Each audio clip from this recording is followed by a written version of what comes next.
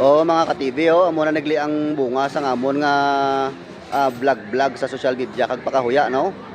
So sa mga gaumpisada vlog, sa mga beginners da, hindi kamo magi-untat sa pag-upload, padayon lang kamo sa pag-upload maski waay sa nag-view sa inyo. Upload lang para malambot nyo man ang nalambot namo, no? O ara ka tukod na giman kami resort, tapos may kapihan na di, may kapihan na kami di, may mga kalanaan naman na di. Pag gusto kamo sang order sang pagkaon nga gusto nyo, orderon. So, i-arab lang no, lantaw nyo blaw. Na. Tungod lang ni sa amon nga pag vlog ha, nakapundar kami ha. Mig.